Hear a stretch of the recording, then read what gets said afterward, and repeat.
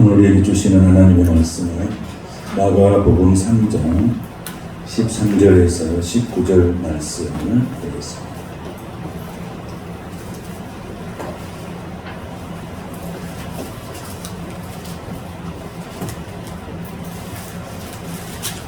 마가복음 3장 13절에서 19절 말씀 함께 한 목소리로 같이 읽어봅니다. 또 산에 오르사 자기가 원하는 자들을 부르시니 나아온지라. 이에 12를 세우셨으니 이는 자기와 함께 있게 하시고 또 보내사 전도도 하며 귀신을 내쫓는 권능도 가지게 하려 하시니라. 이 12를 세우셨으니 시몬에게는 베드로란 이름을 더하셨고 또 세베대의 아들 야고보와 야고보의 형제 요한이니 이 둘에게는 보아너게 곧 우레의 아들이란 이름을 더하셨으며 또 안드레와 빌립과 바돌로메와 마테와 도마와 알페오 아들 야고보와 및 다데오와 가나안 시몬이며 또 가룟 유다니 이는 예수를 판 자더라. 아멘.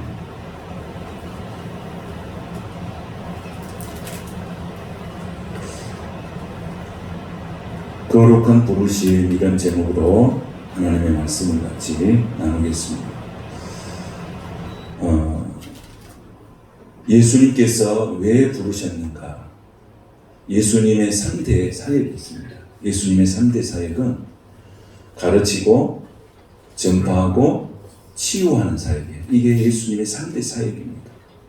그래서 예수님은 이 3대 사역을 위해서 오셨고 이 3대 사역을 계승하기 위해서 제자들을 부르신 것입니다. 그래서 히브리서 3장 1절에 보면 이렇게 말합니다. 그러므로 함께 하늘의 부르심을 받은 거룩한 형제들아 그랬습니다. 그러니까 하나님의 부르심을 받은 자들은 거룩한 형제들이고 거룩한 부르심이에요. 이 세상에서 부름하고는 전혀 차원이 다른 그런 부르심의 말씀인 것입니다. 그래서 우리가 하나님의 부르심을 받았지만은 오늘 하나님께서 부르셔서 쓰임 받다가 버림받은 사람도 있어요. 이게 대표적으로 우리가 오늘 말씀에 나눈 가룟입니다. 그래서 하나님께 부르심을 받고 쓰임 받다가 버림받은 사람도 있고 하나님께 부름 받아서 쓰임 받다가 하나님 나라 확장을 위해서 또한 풍성한 축복을 누리면서 살던 사람도 있습니다. 우리가 아브라함 같은 경우는 하나님의 부르심을 받았을 때 그 부르심에 순종해서 하늘의 별처럼 땅의 모래알처럼 하나님이 축복해 주시는 그런 사람도 있고 가룟 유다처럼 이렇게 쓰임 받다가 버린 사람도 있습니다. 제자의 삶 가운데 가장 중요한 제자의 삶의 덕목이 뭘까? 그것은 순종입니다. 예수님께서 제자들을 선택해서 부르실 때 그들은 고민하지 아니하고 즉시 예수님을 따랐습니다. 즉시 순종했습니다. 그게 예수님을 따르는 예수님의 제자들이 가지고 있는 특성은 두 가지예요. 하나는 순종이었고 하나는 순수함이었어요. 계산을 하지 않는 거예요. 그래서 예수님의 사역에 동참자들이 되는 것입니다.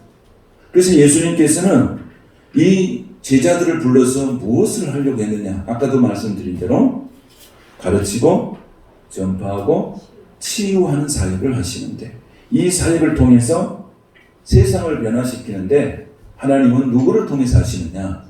사람을 통해서 하신다는 거예요. 그래서 예수님께서 사람을 통해서 일하시는데 초대교회 7 지사를 볼 때도 어떻게 하냐면 믿음과 사랑과 지혜와 성령이 충만한 사람, 이런 사람을 불러서 하나님께서 교회를 세워나가신 것을 보게 되어집니다. 그렇다면 우리가 왜 12명일까? 한 50명도 할 수 있고 100명도 할 수 있고 예수님은 충분히 할 수 있지만은 왜 예수님의 제자는 12명으로 딱 국한시켰을까? 우리가 12라고 하는 이 숫자에 우리가 주목할 필요가 있습니다. 12는 하늘의 숫자와 땅의 숫자를 곱해서 나온 숫자가 10입니다. 하늘의 숫자는 성부, 성자, 성령의 3이에요. 그리고 땅의 숫자는 동서남북의 4예요. 그래서 3, 4, 10이에요. 그래서 12제자는 대표적인, 당시의 대표적인 수의 개념을 가지고 있습니다. 그래서 구약에 12명의 지파가, 12지파가 있고 신약에 12제자가 있습니다. 그리고 우리가 계시록을 보면은, 계시록 21장에 보면은 거기 보면은 완성된 천국, 새하늘과 새 땅이 있는 비전을 보여주는데, 천국이 몇 개의 문으로 되어 있냐면 12개의 문으로 되어 있습니다. 12개의 문으로 되어 있고 12개의 보석, 그 기초석이 있고 그 12보석마다 누구의 이름이 기록되어 있냐면 12지파와 12사도의 이름이 기록이 되어 있습니다. 그러니까 이 12라고 하는 숫자는 어떤 숫자 대표수의 개념을 갖고 있다고 볼 수가 있습니다. 그래서 12명을 보는 거예요. 12명. 그 12명을 통해서 하나님은 가르치고 전파하고 치유하는 사역을 하셨고, 또 그 사역이 12명에게 갖고 12명은 온 세상에 하나님의 나라가 전파되는 역할을 하게 되어지는 것입니다. 그럼 오늘 예수님께서 제자들을 부르시는 그 깊은 의미, 예수님이 능력이 없으십니까? 예수님은 무한한 능력을 가지고 계시지만은 왜 제자들을 부르셨을까? 첫 번째로 우리가 생각할 수 있는 것은, 하나님은 누구를 통해서 일하신다고요? 사람을 통해서 일하십니다. 그 사람이 정말로 중요한 것입니다. 교회 안에 그 사람이 정말로 중요한 것입니다. 그 다음에 우리가 국가를 경영하는 사람도 사람이 굉장히 중요하죠. 그런데 오늘 하나님께서, 예수님께서 이렇게 사람을 통해서 일하시기 위해서 어디에 오르셨느냐? 자, 13절을 보니까 어디에 오르셨습니까? 13절 같이 보십시다. 시작.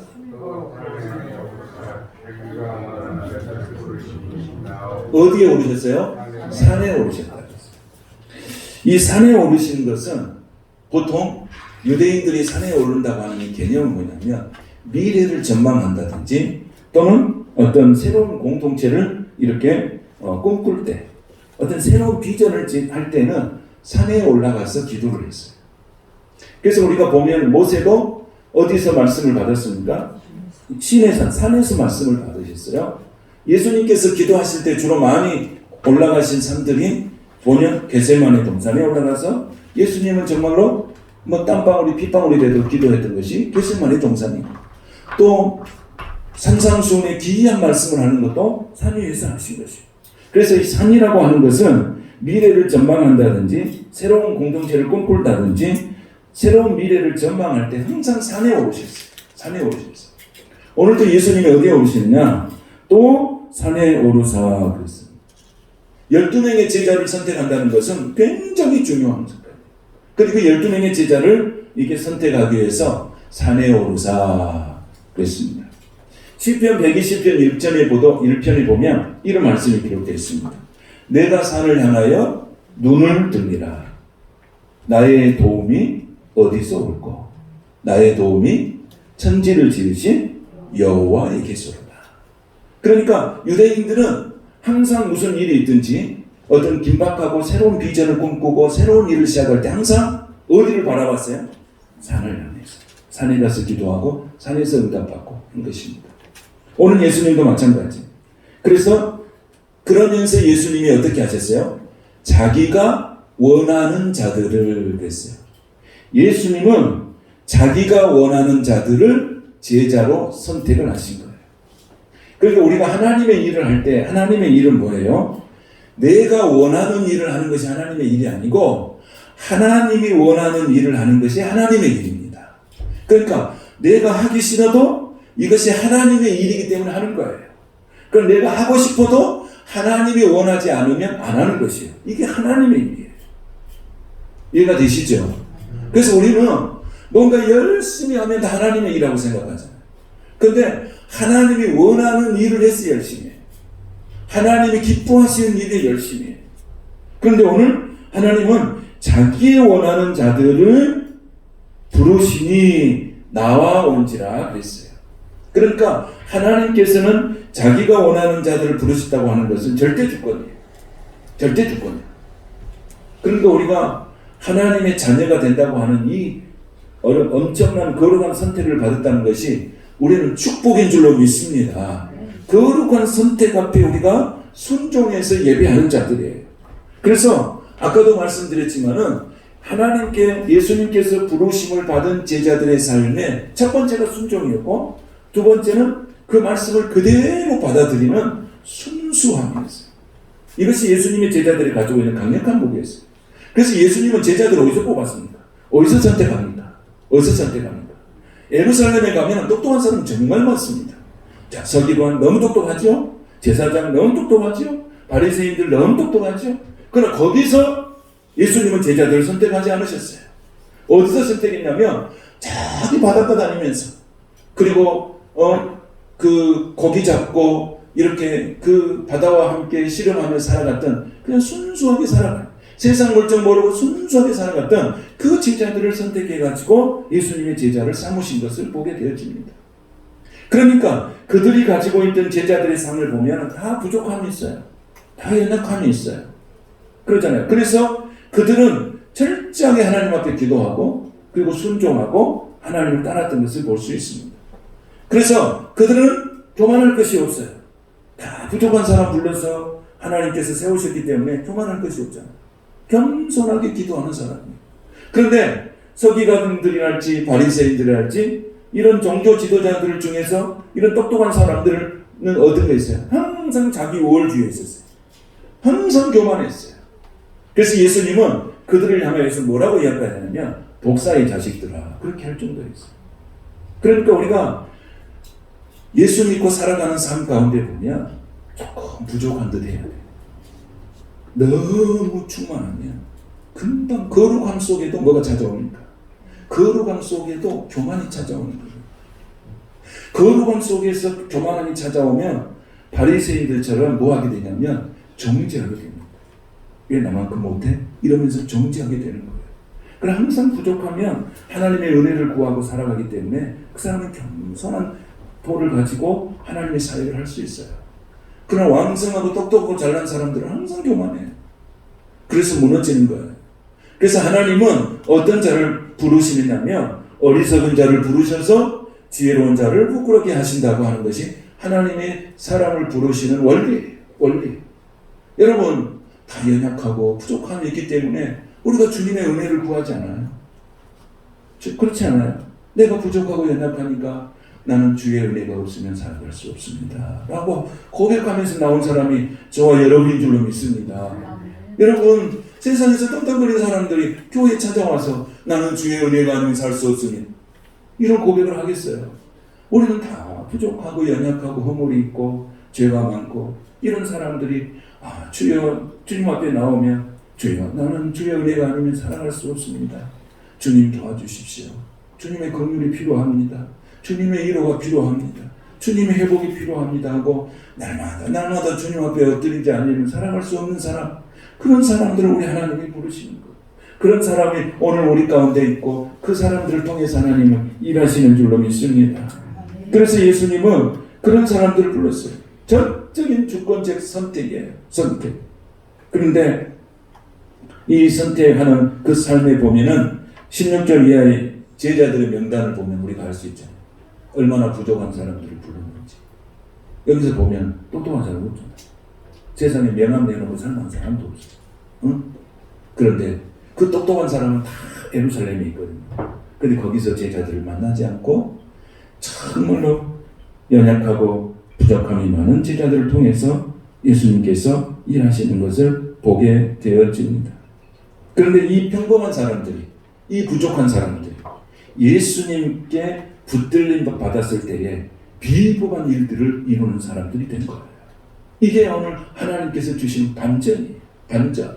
연약한 자를 통해서 하나님이 일하실 때 크고 강대한 일을 이루시게 하시는 거예요.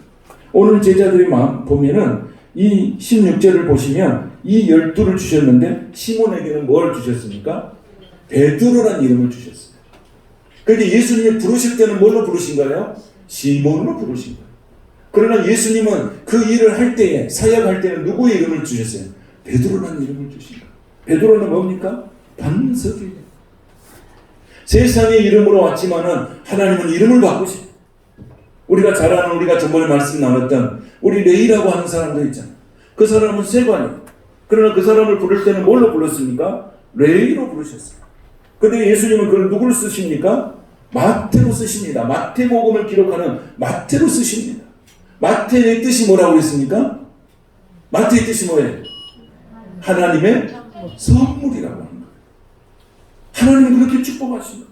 우리가 또 야곱이라는 이야기도 했잖아요. 야곱이라는 사람은 속이고 남을 속이고 거짓되게 사는 사람이 야곱의 삶이지만 하나님 앞에 붙들는 걸 받았더니 그가 이름이 뭘로 바뀝니까? 이스라엘로 바뀝니다. 우리가 세상의 이름으로 우리가 주님의 부르심을 받았지만 하나님께서는 우리는 그 이름을 변화시키고 영적인 하나님의 자녀들을 세우셔서 내가 상상할 수 없고 내가 꿈꿀 수 없는 일들을 나를 통해서 일하시는 하나님을 기대하시기를 축복합니다. 그래서 베드로는 별명대로 돼버린 거야. 이름대로 돼버린 거야. 반석 위에 뭘 세운다? 교회를 세운다. 이게 알게 하시는 이는 뭐예요? 혈육이 아니라 누구예요? 하늘에 계신 하나님께서, 아버지께서 너를 알게 하셨다는 거예요. 여러분, 우리가 이 세상에 어렵고 힘든 세상을 살아가고 있지만은 우리가 세상을 이길 힘은 어디서 오는 것입니까? 하늘에서 오는 줄로 믿습니다. 하늘의 힘으로 우리가 세상을 살아가는 것입니다. 내 힘으로 사는 것이 아니라 하늘의 힘으로 사는 거예요. 그래서 우리가 세상을 이길 힘은 바로 하늘의 힘으로 살아가는 거예요. 말씀의 힘으로 살아가고요. 기도의 힘으로 살아가는 거예요. 시몬으로 살았을 때는 그렇게 안 살았지만은 베드로로 살았을 때 물론 흠도 많았어요. 예수님도 부인했고 실패한 사람이에요.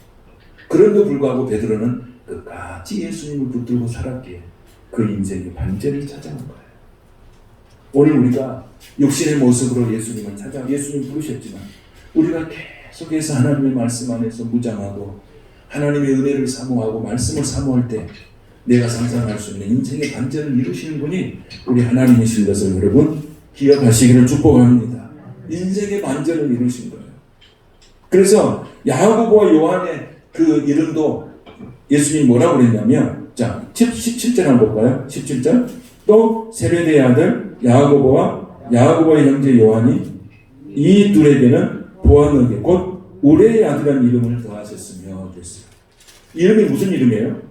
우레의 아들, 천둥의 아들이라고 했어요.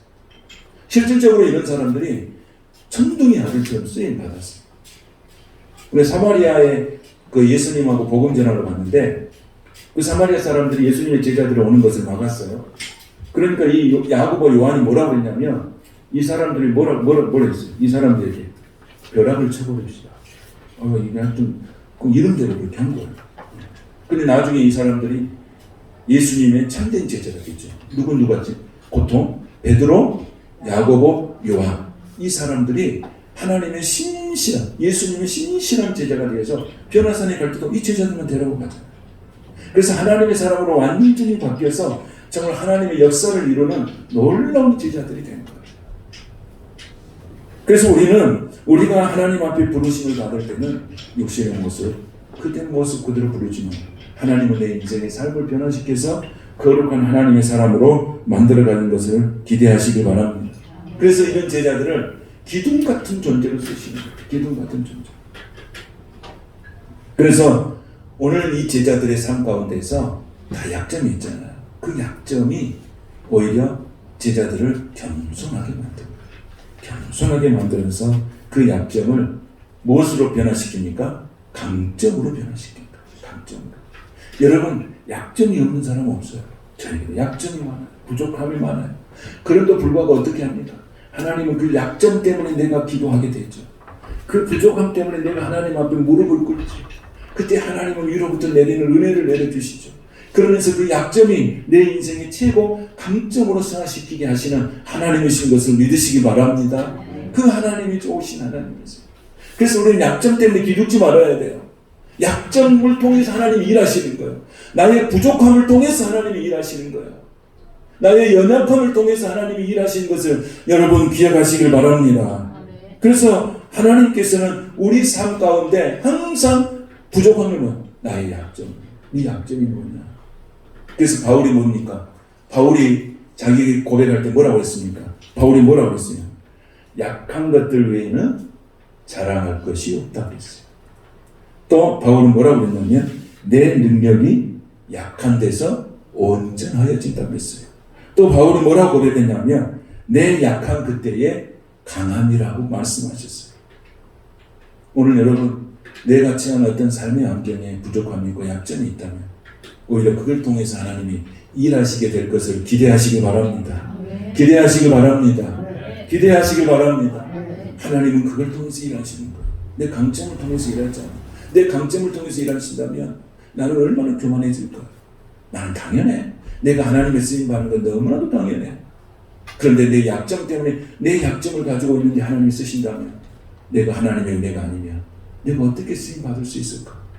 내가 이 약점 때문에 기도할 수 있고 내가 약점 때문에 더 겸손해질 수 있다면 우리는 더 축복된 사람으로 하나님 앞에 세우심을 받게 될 것입니다. 나의 연약하고 부족하고 여러 가지 문제가 많은데 내게는 소망이 있습니다. 왜? 누구 때문에 소망이 있습니까? 예수님 때문에. 누구 때문에 소망이 있다고요?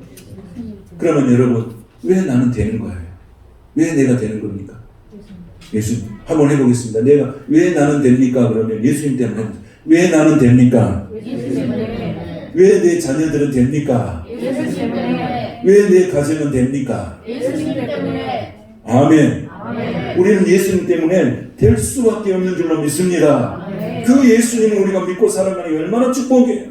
그 예수님의 자녀가 되었다는 것이 얼마나 축복이에요. 그 예수님의 자녀로서 우리가 특별한 권세를 땅의 권세와 하늘의 권세를 누리면서 산다는 것이 얼마나 큰 축복입니까? 여러분 이 축복을 누리시기를 축복합니다. 이 축복을 우리가 받았습니다. 세상에 나가서 이 축복의 능력을 나타내면서 살아가는 것입니다. 나는 심히 부족하고 연약한데 어려운 상황이 있음에도 불구하고 내가 왜 소망이 있느냐? 예수님 때문에 소망이 있어요. 예수님 때문에. 그래서 오늘 제자들이 세상에 나가서 명함 하나 제대로 내밀 수 없지만은 예수님은 그들을 불러서 당당하게 자신 있게 명함을 내밀 수 있는 사람. 나는 예수님의 제자다. 나는 하나님의 자녀다. 라고 당당하게 말할 수 있는 사람으로 만들어주신 거예요.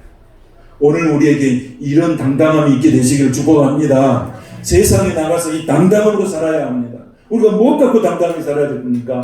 이 예수 안에서 예수님이 주신 이 능력, 하나님의 자녀된 이 능력을 당당하게 믿고 살아가야 됩니다. 그래서 오늘 내게 소망이 있는 사람이 약점이 있음에도 불구하고 하나님이 함께 하신 사람은 그 약점이 오히려 하나님의 은혜 안에 들어가는 강점으로 바뀌게 될 것입니다. 또한 예수님께서 이 제자들을 선택하는 것을 보시면 14절을 보시면 이렇게 나왔습니다. 14절을 한번 보겠습니다. 시작. 이에 12를 세우셨으니 자기와 함께 있게 하시고 또 보내사 전도도 하며. 아멘. 자, 예수님께서는 12를 세우셨는데 뭐 하기 위해서? 자기와 함께 있게 하시고. 여러분 항상 예수님과 함께 있기를 원하시기를 축복합니다. 자기와 함께 있게 하시고 계세요. 주님과 함께 있는 우리는 연습을 해야 돼요. 주님과 함께하는 연습을 해야 돼요. 개인의 경건을 우리가 회복해야 돼요. 기도에 집중하는 훈련을 받아야 돼요. 잃어버렸던 경건이 여러분 회복되시기를 축복합니다. 잃어버렸던 예배가 회복되시기를 축복합니다. 잃어버렸던 기도가 다시 회복되는 은혜가 있게 되시기를 축복합니다. 개인의 경건이 무너지면요 다 무너져버려요. 다 무너져. 여러분 내가 영적으로 하나님이 주시는 은혜로 충만한 삶을 살 때 내 삶의 모든 것들이 행복해요. 모든 게 기뻐요. 모든 게 감사해요. 모든 게 찬양이에요. 그런데요 내 마음이 어두워지고 내 마음이 답답해지고 뭔가 마음이 굳어져 있으면 모든 게 불평이에요. 모든 게 헛된 거예요. 모든 게 좌절감이 생겨요. 그래서 우리가 예수 안에서 성령 충만, 기도 충만하게 살아가는, 말씀 충만을 살아가는 것이 얼마나 큰 중요한 것인지 몰라요. 그래서 제가 이 코로나 시국에 정말 교회 뭐 10% 모여라, 뭐 20% 모여라, 30% 모여라. 그래요. 예배는 올 수 없어도 사람 때문에 못 모이게 한 거 아니에요. 바이러스 감염 때문에 못 모이게 한 거예요. 그럼 내가 예배 시간에 못 오면 내가 아무도 없을 때, 교회 안에 아무도 없을 때, 그때는 바이러스 감염 안 돼요. 아무도 없을 때 교회에 와서 기도할 수 있고, 이렇게 된다면 얼마나 좋을까요? 우리 성도들이 그렇게 되시기를 축복합니다. 예배는 못 나오지만 내가 개인의 영적인 훈련, 개인의 경건을 위해서 아무도 없는 교회에 와서 나 혼자 깊이 묵상하고 갈 수 있다면 그 얼마나 큰 축복이겠습니까? 오늘 우리는 예배에 나올 수 없어도 기도는 할 수 있잖아요. 우리가 개인의 경건을 정말로 잃어버리면 안 됩니다. 그러면 이제 우리가 얼마나 영적으로 힘들고 회복하기 어려운 상황이 될 수가 있습니다. 오늘 그래서 예수님이 뭐라고 했습니까? 자기와 함께 있게 하시고 그랬어요. 항상 예수님은 같이 있고 싶어 해요. 여러분, 만왕의 왕이시고 만주의 주시고 하나님의 아들이신 그분이 나와 영원토록 같이 함께 있고 싶어 한다는 거예요. 이것이 여러분 놀라운 일이 아닙니까? 함께 있고 싶다. 나 너하고 같이 살고 싶다. 나 너 안에 거하고 싶다. 항상 그렇게 말씀하시죠. 그럼 우리가 어떻게 예수님과 함께 거하는 게 뭡니까? 예수님은 무엇으로 만납니까? 예수님 기도로 만나고, 말씀으로 만나고, 찬양으로 만나고. 내가 오늘 부른 찬양을 수백 번, 셀 수 없을 정도로 내가 찬양을 불렀어요. 차 타고 다니면서 제가 여러분한테 1시간 듣기 찬양해 줬죠. 1시간 들으라. 딱 차 타면 그 해놓으면 1시간. 사무실에 와도 그 찬양. 그러니까 그 찬양을 셀 수 없을 정도 찬양 들었어요. 그 찬양 들을 때 정말로 마음이 뭉클하고 눈물이 나고요. 막 힘이 나고요. 그 찬양 다 가사 좋은데 믿음으로 일어날 일 기대하네. 할렐루야. 여러분, 믿음으로 일어날 일을 기대하십시오. 믿음으로 일어날 일을 기대하면 우리에게 새날이 옵니다. 새날이 반드시 옵니다. 믿음으로 기대하는 거예요. 그래서 나는 처음에 이 찬양 딱 들으면서 우와, 내 가슴을 탁 치는 찬양 가사가 믿음으로 일어날 일 기대하네. 할렐루야. 여러분 기대하십시오. 기대하십시오. 여러분 앞에, 삶의 앞에 믿음으로 일어날 일을 기대하십시오. 이게 하나님과 교통이에요. 하나님과 소통하는 거예요. 하나님과 소통. 그래서 우리가 정말로 개인의 경건, 이건 너무너무 소중합니다. 여러분, 다 같이 모여서 막 기도할 수 있고, 막 옛날처럼 막 동성으로 기도하고, 이렇게 전체적으로 모여서 할 수 있는 이런 집회가 없을지라도, 나 개인적으로 내가 교회 와서 할 수 있잖아. 집에서는 기도하기가 얼마나 복잡해요. 그러나 교회 와서 아무도 없을 때 교회 와서 나만의 기도를 다 하고 가는 거예요. 그래 10분도 할 수 있고 1시간도 할 수 있고 3시간도 할 수 있고. 그런 개인의 영적인 경건을 회복하시기를 축복합니다. 그래서 시편 73편 28절에 뭐라고 했습니까? 하나님께 가까이 하면 뭐예요? 복이라고 했어요. 제가 이 말씀은 한 수백 번 했을 거예요. 하나님께 가까이 하면 복이라고 했어요. 근데 27절에 보면 뭐냐면 무릇 주를 멀리 하는 자는 망하리니 그렇게 했어요. 그러니까 축복이 뭐예요? 우리가 하나님 앞에 축복받았다. 축복이 뭐예요? 하나님을 가까이 하는 것이 축복인 줄로 믿습니다. 하나님을 멀리 하는 것이 저주라고 말씀하십니다. 그래서 우리는 야고보서 4장 8절에 보면 하나님을 가까이 하라. 그리하면 너희를 가까이 하시리라 그랬어요. 사랑하신 여러분, 마태복음 28장 20절에 주님 이렇게 말씀하세요. 내가 세상 끝날까지 너희와 항상 함께 있으리라. 아멘.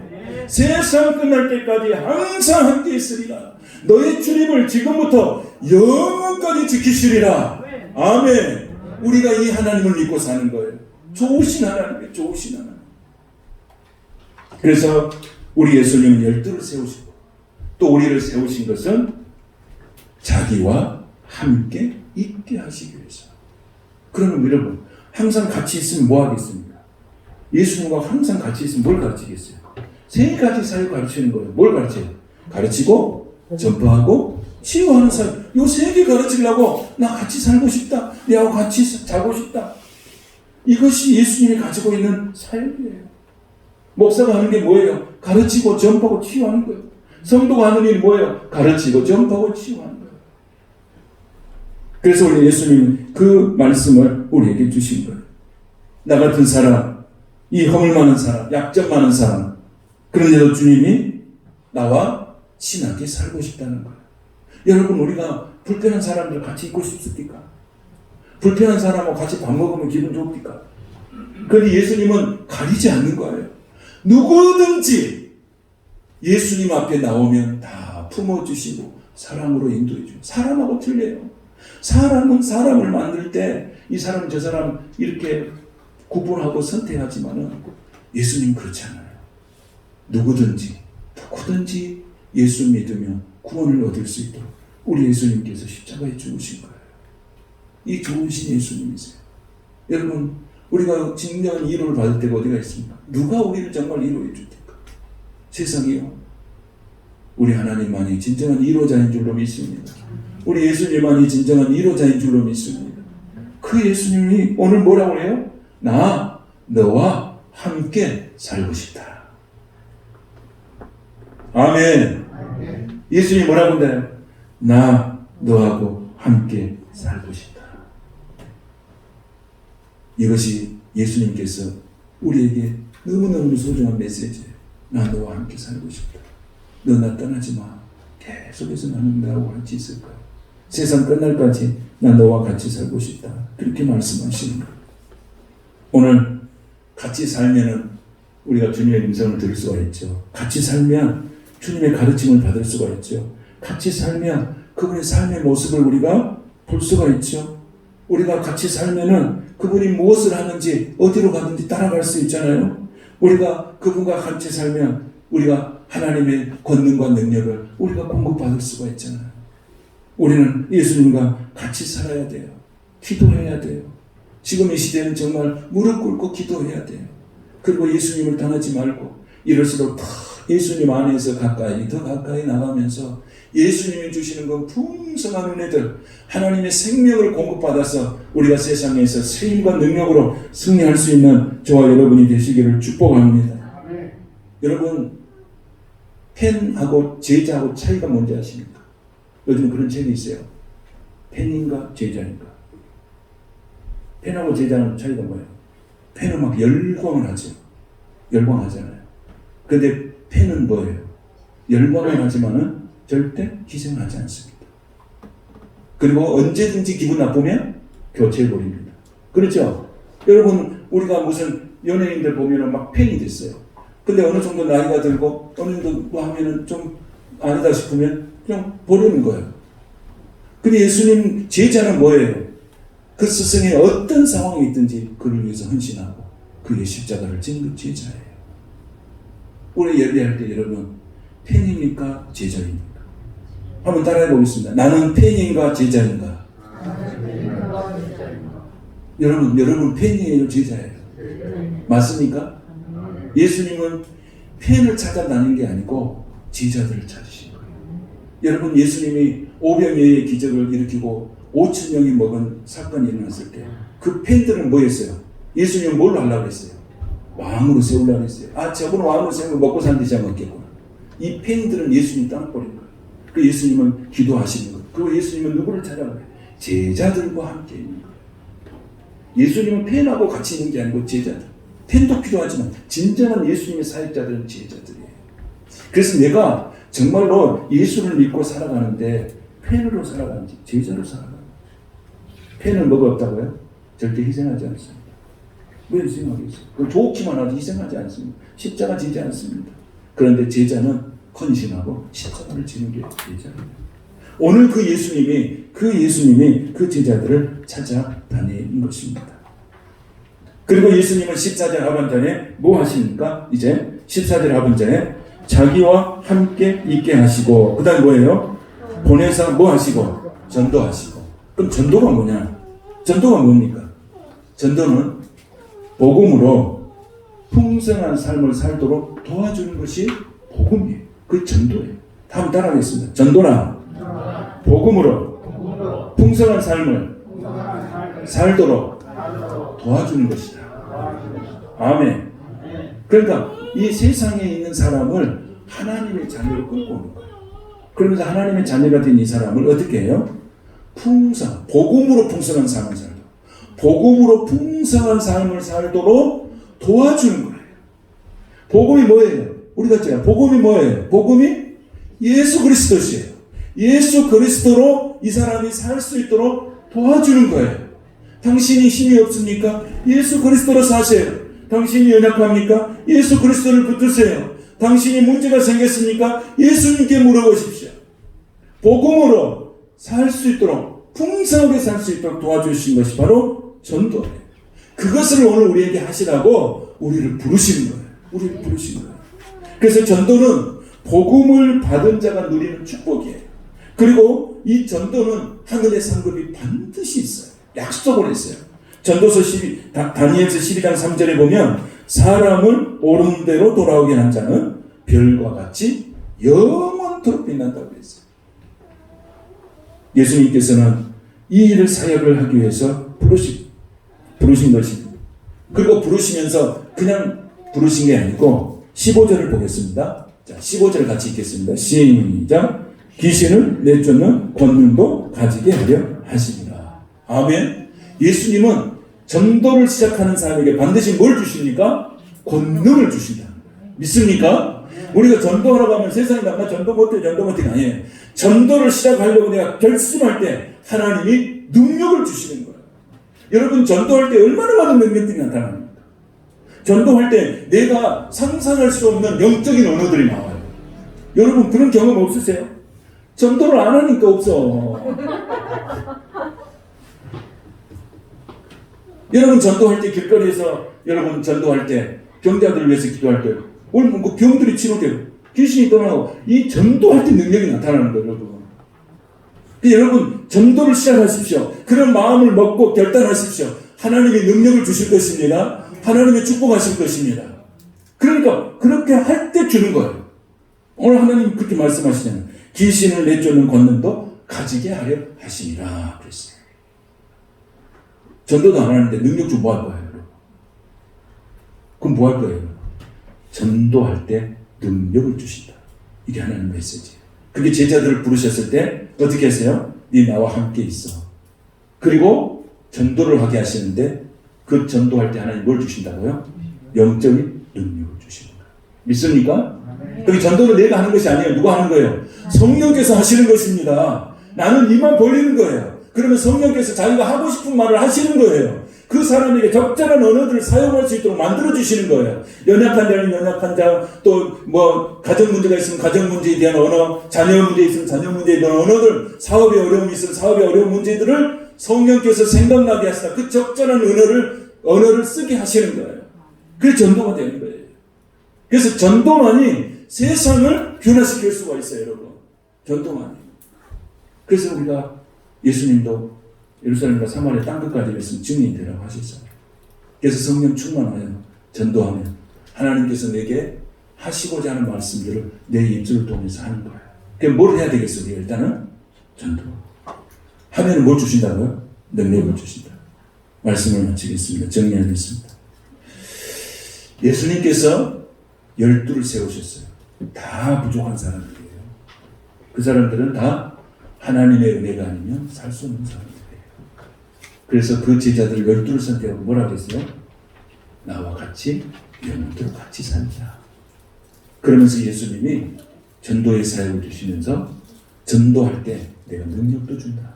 그래 그 사역 세상 끝날 때까지 네가 그 사역 감당해라 하신 것이에요. 여러분 오늘 우리의 손이 복음의 손이 되시기를 축복합니다. 우리의 발걸음이 전도의 발걸음이 되시기를 축복합니다. 내가 하는 말이 영적인 언어들이 되시기를 축복합니다. 그런 소망이 있습니다. 우리가 이 목적을 위해서 12제자를 부르셨고 오늘 저와 여러분을 부르셨습니다. 여러분 주님의 이 거룩한 부르심에 순종할 준비가 되어 있습니까? 그렇다면 하나님은 여러분을 통해서 일하기 시작하실 것입니다. 할렐루야. 거룩하신 하나님 감사합니다. 이 험악한 세상을 이길 힘은 하늘로부터 온 줄로 믿사오니 주여 이 시간 저희들을 힘을 주시옵소서. 제자로 부르신 저희들을 통해서 일하시옵소서. 역사하여 주시옵소서. 예수님의 이름으로 축복하며 기도하옵나이다. 아멘.